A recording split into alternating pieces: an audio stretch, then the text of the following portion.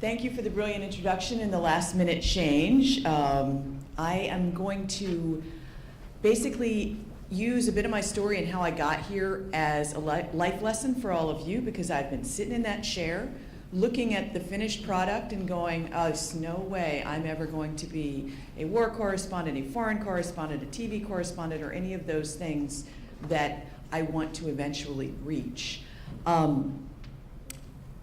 My question, because we're supposed to open these talks with question, is what can you learn from the no's? Now, I was told over the years, no, you're not going to be a foreign correspondent. No, you're not going to be a TV correspondent. Too old, too late to the game. Not the right look. No, after I was injured in Iraq with my CBS News team, you're not going to go back to a war zone. I have learned to translate each of those no's, initially through anger, self-righteous indignation, that inner 6-year-old we all have, tapping that obstinacy on, oh, you think no? And somewhere in there I was also told, after the car bomb, no, you'll probably never walk properly again. Each time I harnessed that inner 6-year-old and turned it around, but as I've gotten older and wiser and less angry, I've learned to try to shorten the space between hearing the no and going, okay, what is this person actually trying to tell me underneath that? What are they afraid to tell me?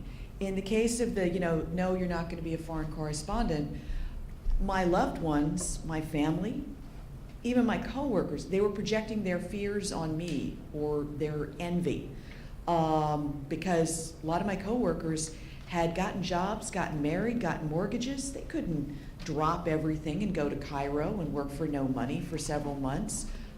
I could. So let me just walk you through how I got to this particular position, and then I'd love to start a conversation at the end and take some of your questions. All right, so I never thought about being a woman in this job because I went to an all-girls boarding school, then I went to Wellesley College. My dad was one of those awful construction, those contractors you hear about overseas. And so he was in Saudi Arabia building an airport. I got to go to these cool schools.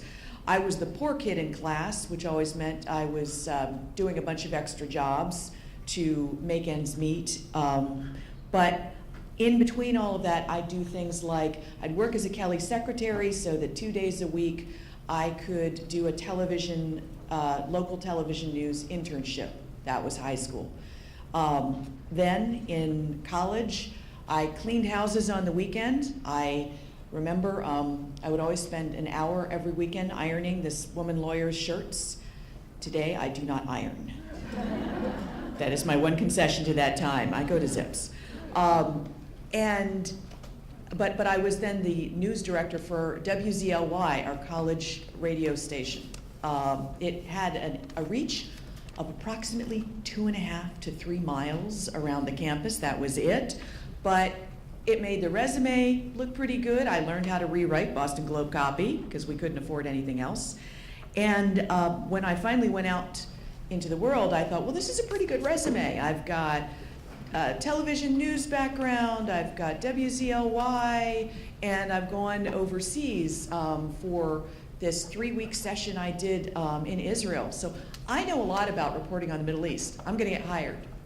Well, that summer job hunting didn't go very well.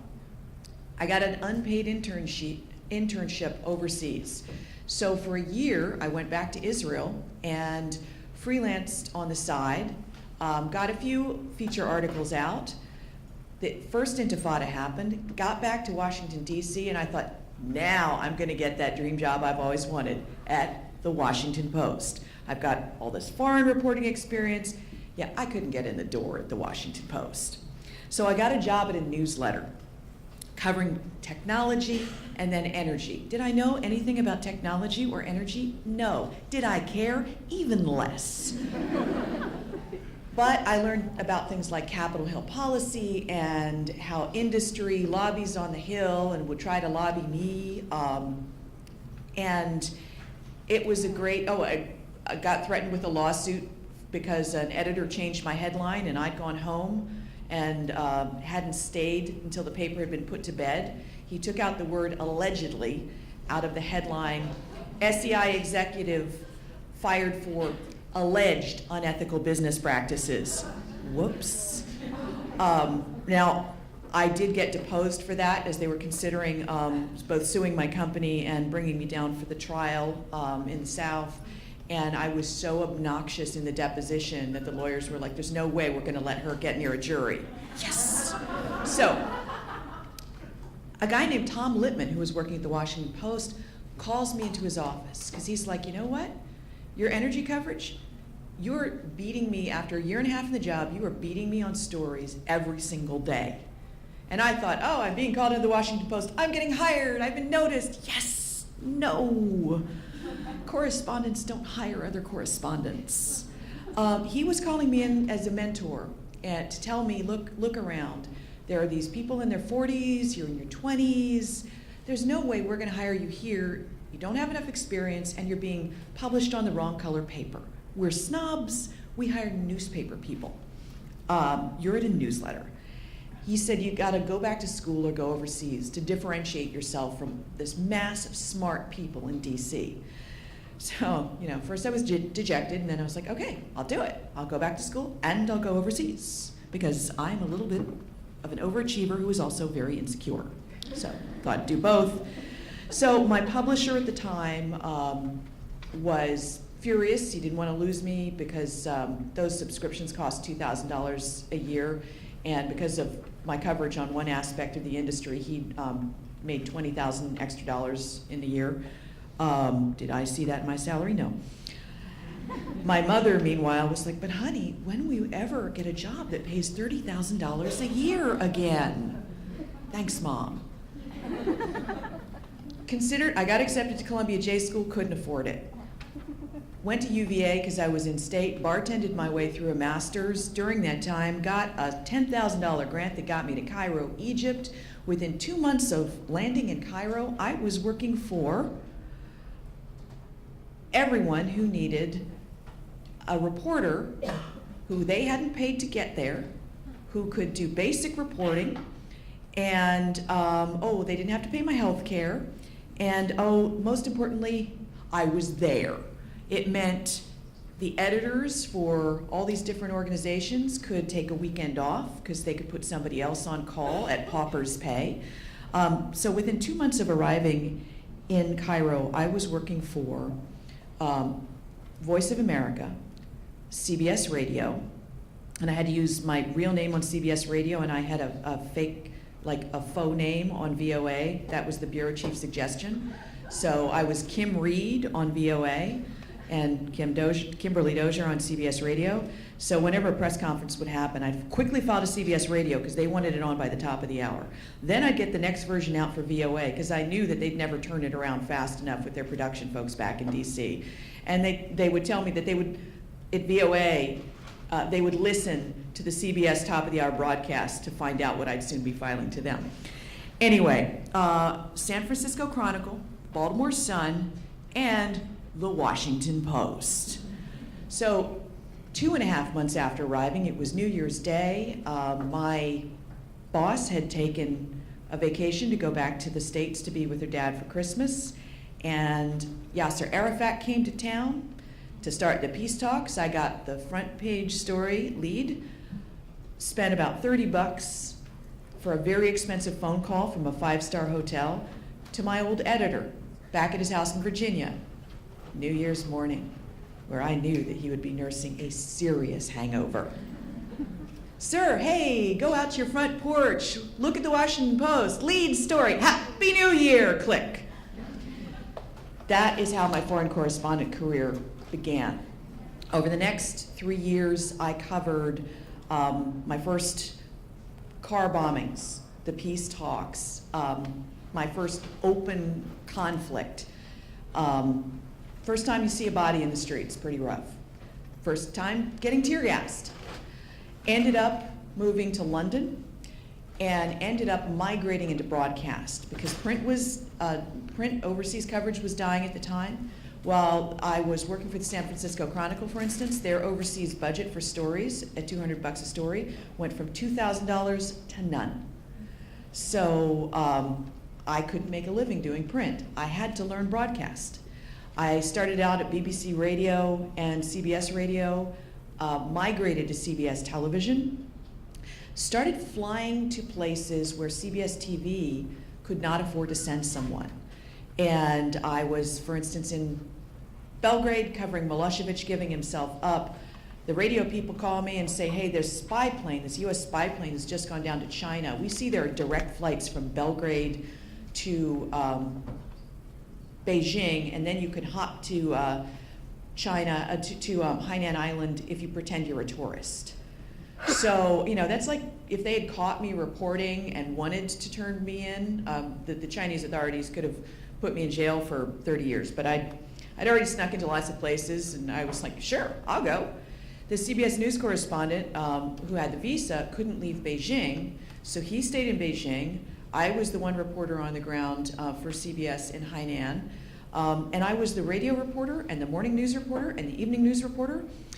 I remember one NBC producer took pity on me because I was holding 2 cell phones up to a speaker because an official at the press conferences that were organized, the Chinese authorities knew all these reporters had snuck in. They let us operate because they wanted the story out of their ritual humiliation of US officers trying to negotiate the release of their spy plane crew. So they'd give press conferences, and I was holding up 2 phones so that the evening news and CBS radio could both record. And then I had a 3rd phone that I was supposed to go out and file on. And the NBC's guy's like, don't tell my bosses, I'll hold your phones, go out and file. Bless him. So then I would pop on TV, and now I'd been told, so I'd already proven the no, you're not going to be a foreign correspondent folks wrong. Now it was the no, you're never going to be a network TV correspondent people I had to take down. But that stand-up I did from Hainan had a lot to do with why they were saying no. When you are in a foreign location and you don't have your own crew, you rent a crew, like from the AP. So I jumped in front of the AP cameras for the 10-minute slot that I had booked. And it was on the 13th floor of this hotel where these negotiations were taking place. You know what happens on the 13th floor or any like tall building in the wind? I didn't have, hairspray. Does anyone remember growing up that Christmas special, the Rudolph one, where there's this villain called Heat Miser hair? That was me. Would anyone tell me? No. 3 minutes to air, I hear Dan Rather's voice in my earpiece. He's like, Kimberly, your hair. I look at the crew, and I'm not their correspondent. They've got no loyalty to me, so they haven't told me. And I'm like, guys, is something wrong with my hair? They're like, yeah, it's kind of up. And so I start looking around. I've got no bobby pins. I've got nothing. I'm like, wait, every cameraman always has duct tape. Guys have tape? And the cameraman looks at me, he's like, you don't want to, yeah, oh, here, okay. So with 30 seconds to go to air, I taped the back of my head. Made the live shot, broke the news. We beat the other networks because I'd managed to prove that the spy plane crew had been released before anybody else broke that news. So thus a network television correspondent's career is born. Next stop, I got a hybrid job from CBS in Jerusalem covering the Second Intifada, and I would sometimes report for the New York local station and sometimes for the network, depending on how much trouble I got myself in, like how many closed military zones I managed to get into. I ended up driving Dan Rather into Baghdad. It's a trip where we were unembedded, unarmed, and we were driving down a road in white 4-wheel drive vehicles being used by Saddam loyalists who were fleeing US airstrikes in white 4-wheel drive vehicles. By the time we got to Baghdad, after many, many, many close calls, getting shot at by some Saddam soldiers, blasting through checkpoints, etc., Dan felt a certain amount of guilt that he'd almost killed us all. So I got back to Jerusalem after 6 weeks of reporting, back to my old job. We were exhausted, my cameraman and I, and the phone rang, midnight. First day we were back. We'd been at each of our homes for maybe 3 hours. And it's New York saying, there's been a suicide bombing at an Irish pub in Tel Aviv. There've got to be Americans there. You've got to get there. We drove hell for leather for Tel Aviv after I dealt with a certain amount of swearing from my Australian cameraman. So we were on our way to the bomb scene, and we possibly pushed it as we were driving through an intersection. We were chasing an ambulance, literally. We thought it was going to the bomb scene, and we didn't know our way around that city. So we were following it. And we T-boned another vehicle, flipped on our side, skidded 30 feet. Luckily, both of us had seatbelts on. I was suspended in space. Our camera gear had flown through us. The camera was seatbelted behind me and ended up pretty badly bruising my back. But the camera battery, those 20-pound camera batteries, right past both of our heads. You know, Chris is there on the side with the glass from the asphalt splashing into his face. We just missed hitting a massive light pole. We get pried out of the top of the vehicle. The vehicle's totaled. I deal with the rescue crews, the cops. It's 5 o'clock in the morning by the time I call WCBS and tell them what happened. And they're like, yeah, but you could be live in an hour, right? Finally, after weeks of, a couple years of almost never saying no, I said, no, we can't. We were fired 8 hours later. My cameraman was quickly picked up by CBS Evening News. I called the London bureau chief of CBS Evening News and I says, hey, so I'm kind of in need of a job. Do you have anything? Since I've been pinch hitting for you guys for so long. He's like, well, you know what? I'm gonna have to keep the bureau in Baghdad open for at least 6 months. This was 2001. And nobody wants to go there. So, because that war is won, it's done. Do you want that? So that's how I became the CBS News correspondent in Baghdad. Thus, a network career is born. It wasn't until Saddam Hussein was caught and I had to do an 8-hour live shot with Dan Rather on the roof on the roof of our building where we had our office in Baghdad. It wasn't until then that people understood all the experience, all the knowledge that I had gained in all of those years as a radio and newspaper reporter, and jobs that I thought at the time were, a lot of them were like, what am I doing? I'm wasting my time. I'm doing an 11-hour shift at WTN, and for what? That was a precursor to APTN. It taught me how to edit video, and then I learned how to choose my own shots later. All that time covering those riots and the times that I would go in and out of Baghdad under Saddam's rule for CBS Radio, it all paid off in that 8 hours. And all of a sudden I went from being the Band-Aid solution to someone they really wanted to sign a contract with. Now Dan did give me a couple of lectures about looking better, and I worked on that and kind of came up with a formula, because I'm like, this was never my deal to try to look good on TV. So I had to look good enough and rested enough to pass so that they would just listen to what I was saying and ignore this. So, oh, by the way, that 8-hour live shot, Scott Pelley, the current CBS Evening News anchor and 60 Minutes lead, he could have walked upstairs and Bigfooted me in a heartbeat. I never probably would have gotten another look in. He stayed downstairs because he knew what kind of an opportunity that was for this brand new reporter who was trying to prove herself. And so he's one of the many people that I owe my network career to. That and that Aussie cameraman who taught me about filters and lighting, bless him. So anyway, from there I was a reporter in Baghdad for 3 years. On Memorial Day 2006, my team and I, cameraman Paul Douglas and James Brolin, the sound man, we decided to go on a shoot. It was 4 months to the day after Bob Woodruff had been hit, together with his cameraman, Doug Vogt, by an IED.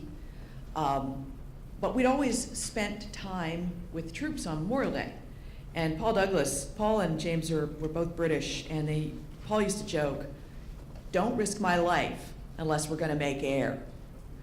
Now, it had gotten harder to make air in Baghdad because the story had become very much the same. Another raid, another car bomb, another school building.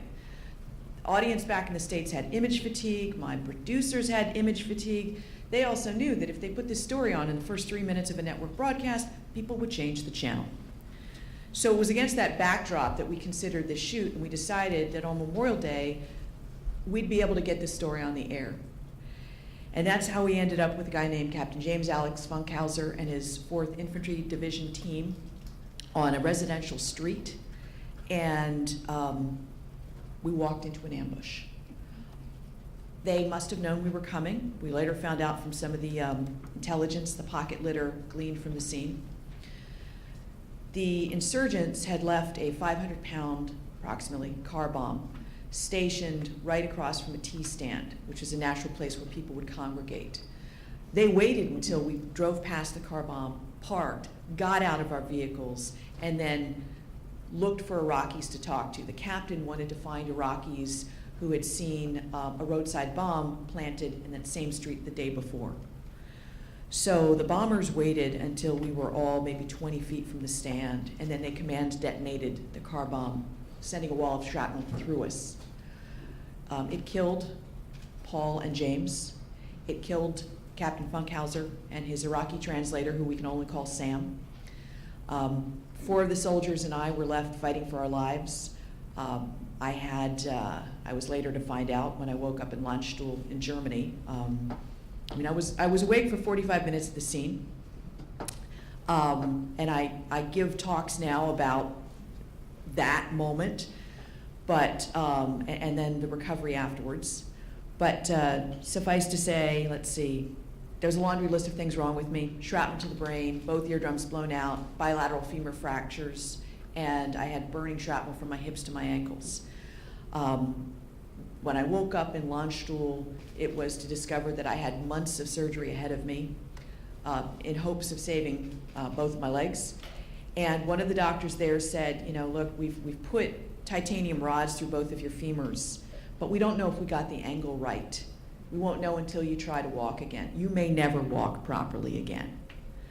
And you know, when you're lying in a hospital bed and your legs are a sea of ground beef and you know you're months from even standing up, it's like, dude, I have run into so many military press officers wearing rose-colored glasses. Can I not find one military doctor who will lie to me for at least a little bit? Anyway, so hearing that from him, though, every time the physiotherapist asked me to do something, I remembered that doctor. You bet I'll do it. By the way, physiotherapists, they all tortured kittens as children. This turns out to be a good thing for you if you're being treated. Anyway, I went back to work 9 months later and learned to walk again, learned to get back to my good old 10 minutes per mile pace. I'm slow, I don't care. I always have been. The legs work. I don't limp. The hardest part, though, was proving to my colleagues that I was mentally and spiritually well. We in the media, including me, have done such a great job at teaching the public that people coming back from combat need help, that unfortunately we kind of tarred the whole force with this patina of they're broken. We need to feel sorry for them. Even if they look fine now, they might freak out later. And now that was being applied to me. And when I asked to go back to my old job, my house in Jerusalem, my old job as a foreign correspondent, the thing I'd spent years building, finally, 3 years into my stay in DC, they said, we can't. The CBS president at the time said he just couldn't bear the thought of putting me back in harm's way. He couldn't get out of his mind the image of me in the hospital bed because he'd come to see me in Landstuhl. And I found out from Admiral Mullen, Admiral Mike Mullen, who was the chairman of Joint Chiefs at the time, ABC News had done the exact same thing with Bob Woodruff. See, I smoked CBS out by asking to go on Admiral Mullen's annual trip to the war zones for Christmas. It was first Iraq and then Afghanistan. And that's what finally made the CBS president admit he just couldn't bear to have me go back. So, as usual, first I react with anger, and then I try to find out, okay, what was behind the no? The no is they're worried about me. The no is they don't understand that I'm well. The no is also they're going through survivor's guilt and grief that they didn't have to process the way I did. I was in a hospital bed. I couldn't escape. Every morning I woke up, I remembered Paul and James were gone, their families were furious with me, and I was still here. Now, this was all 8 years ago, and we've all moved on from then, and the families have reached out to me, and things have changed. But at the time, it was really raw, and I had to move through all of that. So I realized that because the folks at CBS, they'd gone back to their jobs, their lives, their work, and then they'd see me, and I'd bring it all back. I needed to move on to somewhere else, let them heal, and also to live through my example to show them that I was okay. There was this job open covering intelligence at the AP that an old CBS friend told me about. So I went in to interview for it, and the bureau chief is like, so, you know anything about intelligence? Oh, yeah. No. And he knew that I knew only a bare modicum of what you needed to cover the field. But he knew that I had the moxie to create the contacts and learn the field. And he also knew that because of my particular experience, having been injured, and then after my injury, I worked with charities like Fisher House, Armed Services YMCA, NSW Kids, Navy SEAL Foundation, Navy SEAL Family Foundation, that there would be people who would be willing to sit down with me because they knew I'd walked in their shoes. And over the past 4 years, I ended up breaking some major stories. The fact that it was SEAL Team 6 that conducted the bin Laden raid. I even got my phone records seized by the DOJ when I was part of the team that wrote about the Yemen underwear bomb 2.0 that US and British intelligence seized in an operation. I've changed all of my phone numbers. I recommend everyone, use burn phones, use Silent Circle, there are many different apps out there. One of the things that you have a responsibility to do, you'll later learn, is to protect your sources. So I wish I had understood earlier what the DOJ, what the FBI was allowed to access. Study that. It's worth knowing because you don't want to get caught off guard. I unfortunately had given my personal cell phone number to the CIA and Director of National Intelligence, so they seized my personal phone records as well, which meant people that I'd worked with on these charities had to sit down with like the FBI and tell them they hadn't given me national secrets. They just asked me to give a speech. So, yeah, I was really not popular in DC for a while. All the invitations stopped coming in. That's worn off. Okay, so just to wrap it up, the final lesson I learned was that, the final move that I've made, the most recent one, is I would sit down with some of these operators, and because I talked about having PTS for 3 weeks and post-traumatic stress, but not developing the disorder and overcoming it, and because I talked about resilience and survivor's guilt and grief, people would open up to me in ways that I know they don't open up to each other. And so I decided, I got to tell this story. Well, wait a minute. I've been at the wires. I am at the wires. This job is all-consuming. My job at the AP was 24/7. And I'd also seen some veteran correspondents at the AP ask for book leave and be told, no, can't do it right now. So I knew if I wanted to write this book, I'd have to find a way to do it. I thought about it for a year. I procrastinated, as I always do. And then I thought, all right, I've got to make this move. It was around Christmas when somebody asked me to MC a gala, and I realized I'd have to choose between helping out the charity and being available to be on call, and it kind of all crystallized. And that's when I reached out to an old friend, Noah Schachman at the Daily Beast, and said, hey, I'm going to be doing book leave of my own. And he said, sure, we'd love to have you write a couple stories a month, because when you go on book leave, you still have to find a way to keep your journalist credential active so that you can access the people you need to interview, especially for the kind of doing a book on resiliency and special operations and intelligence. And that means I need time to visit people in the field, so I can't be full-time reporting. That's also why I reached out and applied for the Bradley Chair. So I'll be teaching about media and national security and the interaction thereof. One course in the fall, and then a course at the War College and Penn State Law in the spring. They let you, they break you in with the undergrads, and then you move to the really tough, the people who are harder to impress. So it has been a roundabout sort of journey. I never could have pictured this when I started. I could not have seen this point from where I started out or the goals I set for myself. But each of those goals, in this higgledy-piggledy fashion, have ended up creating a life and a career that I wouldn't trade for anything else. I've been able to be, through surviving and then overcoming various parts of the bombing, an example to people way beyond the journalism sphere. And then within journalism, I've been able to show, no matter what you throw at me, I'll just keep coming. And I'll just keep influencing, through my reports, everything from US public opinion to US policy to foreign policy. So with that, I'd love to open it up to some questions. We've got about 10 minutes. And I'd like to hear, some of your greatest challenges. Hello, my name is Sophia. I recently graduated from CUNY Graduate School of Journalism, so I'm in the field now. I just want to know, do you just not have a big sense of fear, or how do you throw yourself into these situations and not be scared? And I don't have that, so I want to know how you do that. Yeah, good question. Picture frog in boiling water, and the water heats up very slowly. I got into the overseas reporting job because I loved foreign policy.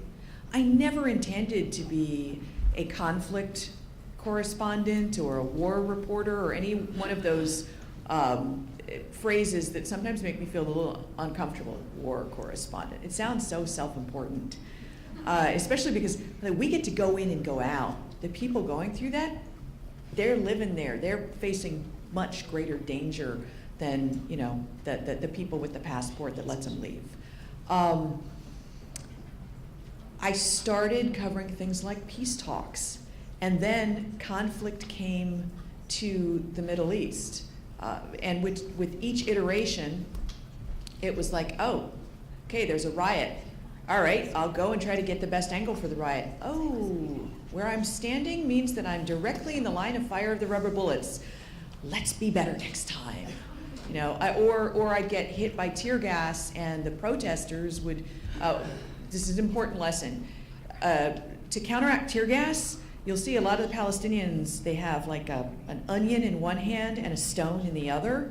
The onion is, you break it open and it counteracts, it makes you tear up, because what tear gas does is make all the ducts dry up, and the onion goes in the other direction.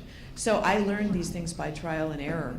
I got my first combat casualty medical course by contacting a company and asking them, do you guys teach journalists how to do this? And they said, well, we've been trying to get a look in, but your bureau chief won't talk to us.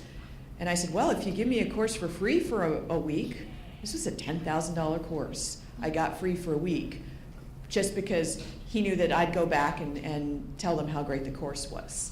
So now I advise people, if you can't afford some sort of course to teach you, don't stand behind a car because an AK-47 rakes right through a car. So it's like, it's not cover. These are important lessons, or how to tie a tourniquet. I tell people to go to Red Cross training and then just talk to some people who've been in the field and stay by them, and always have a tourniquet with you. Next question. Hi, my name is Sula Mae Anderson. I'm a freelancer out of Beirut, and I write for The Atlantic, Foreign Policy, New York Magazine, and Vice. So I have two really quick questions for you. First of all, something I've encountered a lot is just this sort of pervasive sexism amongst male journalists. Like, I've had a male journalist, I won't say who, but tell me that I couldn't be a reporter just because I have a nice rack. Yeah. That was a disqualifying characteristic? Has he not watched cable news lately? I'm sorry. I won't tell you which producer once told me when I wore something showing cleavage, he's like, oh, now you're looking like you're part of the team. Wow. Yeah. So I just wanted to know, what were the biggest obstacles you faced in terms of sexism? And then my next question, which you can answer afterwards, is, so my parents were both war correspondents, so I've seen a lot of PTSD up close. And do you feel like women sort of are required more to push past those, the psychological ramifications of conflict journalism because we have more to prove? Well, just to start with the post-traumatic stress and post-traumatic stress disorder question, look, women talk more about their feelings. You tend to have a better toolkit to process stuff. What they find with most people going through some sort of conflict, if you do the work, 80 to 90% of the people who've gone through conflict end up wiser and more resilient. You're changed, but you've incorporated the lessons and you've processed the pain. Most guys, they get taught from little up not to talk about their feelings, so they start with much further behind us. I noticed that among the two teams that responded to our bombing, the 4th Infantry Division team, they all went back to Fort Hood together. They were based there at the time after their deployment, and they told me, like a year later after the bombing, they said, we talk about the bombing every single day. It comes up some way, usually through some awful joke. But that's a way of defanging the process. The Iowa National Guardsmen, including the one who tied the tourniquets on me, they went back to Iowa. They saw each other once every 2 weeks for a brief weekend, and they didn't talk about it. They all had symptoms of PTSD. So the 4th ID guys, none. The Iowa guys, no way to process it. Even though they'd gone to a conflict counselor right after the incident, it's just long-term stuff plays out. So the other issue, sexism. Notice I didn't talk about being a woman through my speech, but it did come up a lot in terms of the guys I saw going on TV. They weren't getting hassled about their hair, the color of their lipstick. I can't tell you how many times I went to the MAC counter to try to learn how to do, makeup for TV. Well, they could do studio makeup, but some of the stuff that I would put on, you'd wear it in the field and I like to describe this one shade I had, it was lipstick that you could see from space. And here, the rest, I'd figured everything out, but and that was keeping me from moving ahead. But I do a stand-up in the middle of a bomb scene, and the comment I get back was, hey, good delivery, but don't wear that jacket again. Or you look tired. It's like, okay, I've been up with troops for 3 days and it's 3 o'clock in the morning my time. I am tired, but okay. So the guys weren't getting that. The other thing is I always had to think about my security in a different way. I've been sexually assaulted in the field 3-4 times. One really seriously, where never. In my case, never the case where CBS's Lara Logan went through, but very close. And you always had to think about that in a way that guys just didn't. I learned to cover up all the time and then just sort of wear my psychological armor because I'd always get hassled. But I just ignored the fact that I was the only woman on the team generally. And the guys were like, well, you're here. The TV teams I would tag along with. So I just put my head down, and I was a little bit of a, the library type nerd. And so I didn't, some women in the field are able to flirt their way to success. I can't flirt to save my life. So I was everybody's little sister. You do take a role like that, but you just, look, these are people in the field, they're teams, they're small teams. You look at the dynamic of the small team that you're joining, and you figure out how to be the best person in that team. And so that's why I don't think of it so much. Yes, are there gender things that have held me back? There are gender things that have been annoying, absolutely. But I've just tried to use it to my advantage. And places that I went, if a guy had gone the same places, frankly, I got much more kudos for taking the risk over the guy. That's not fair. Okay, I'll try to be short with the next one. We have one more question.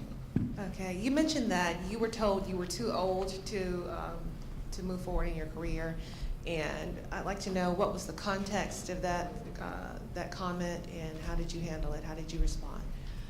Well, I was trying to break into television in my early 30s, and I'd never done TV before.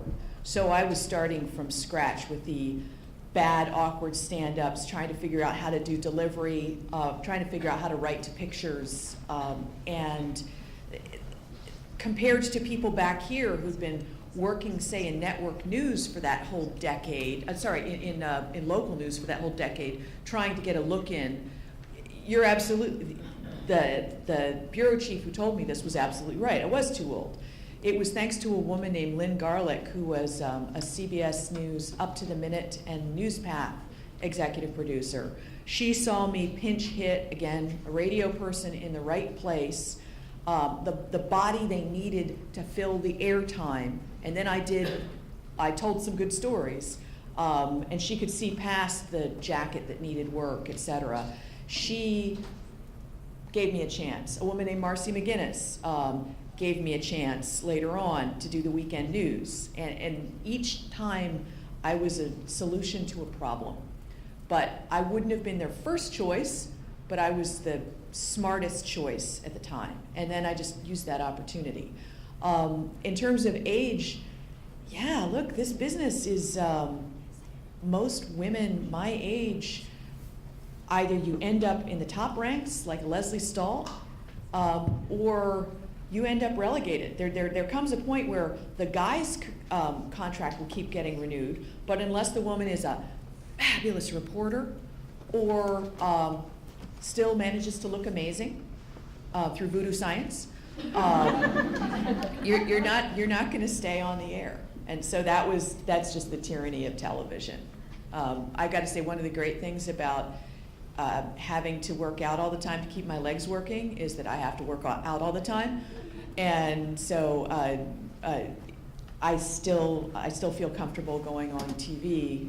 But there's also good light. God bless good lighting. So and here I say that that's unfair and that's wrong, and then I watch like a guest, especially friends in print who go onto TV, and I can't take my eyes off their funky hair. I'm like, who told you to put on that jacket? That's horrible. I'm like, I sound like all the people who criticize me. Oh gosh, I guess I'm human. So there are just certain tyrannies of each medium. I learned to, God bless the editor who knew AP style, because there were certain elements of AP style I never quite got right, and the desk saved me. So that was my failing. So on that note, I really... We have one more question? Sorry. All right, so thank you all for the questions. We have one last question. Okay. Okay, I'm going to make it really quick. Thank you so much for sharing your experiences with us. I think one key thing that resonates with me, this is a wider question. Did you think about all the choices that you made in your career strategically? Because you explained to us how the 6-year-old inside of you is really strong. It is in me too, as I can imagine it is in most of us. So what was your thought process from when you heard that no to when you figured out what was beneath that no that got you to the next point? How did you think about that? I wish I could say I'd been strategic. Initially, it was, I want to be a correspondent for the Washington Post. How do I get there? That was as far as I thought ahead, because I'd been in local TV news and I didn't want to do that.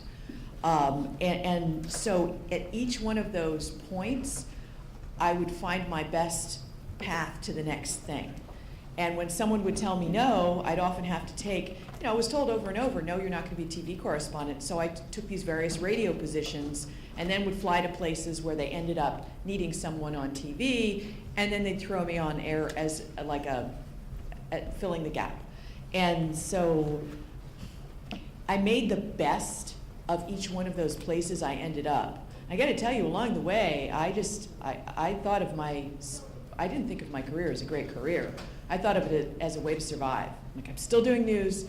The thing that drove me forward were two things. I had married a lovely guy, a British guy, who was working for the British government, and his salary was £13,000 a year.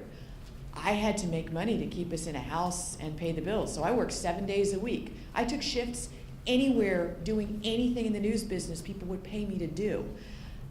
Along the way, I got noticed for my work, and along the way, most importantly, the thing that pulled me through all of this stuff was this privilege of ending up at the focal point of history over and over and over again. That's a drug. To be there when this is unfolding in front of you, the Kosovo refugee crisis, being in the center of Baghdad while it's getting bombed around you, and having the whole world concentrating on that, and you are the person explaining it to whoever is listening. That's the core of what's kept me going. The wider thing was I had to make a living, and then beyond that, each place I ended up has ended up being, you make it a fantastic choice. You learn whatever you can learn in that specific position. My one mistake has always been staying about a year too long everywhere, and because it gets comfortable. And I'm a great procrastinator. But also, if I decided to write this book a year ago, the Bradley Chair wouldn't have been available. My friend Noah Schachman wouldn't have moved over to the Daily Beast to edit there. So, try not to beat yourself up about the delays, but seize the advantage every place you end up. You never know what job you're in now, who you meet might somewhere down the line make a key difference in your career. So the other thing I really didn't do enough was enjoy each of these steps. So, even as you're struggling and going, I cannot believe I'm staying up until 3 o'clock in the morning to finish this project to get it to the professor on time, enjoy it, because you'll look back and go, wow, that was really cool. So thank you very much. It's been an honor speaking to you.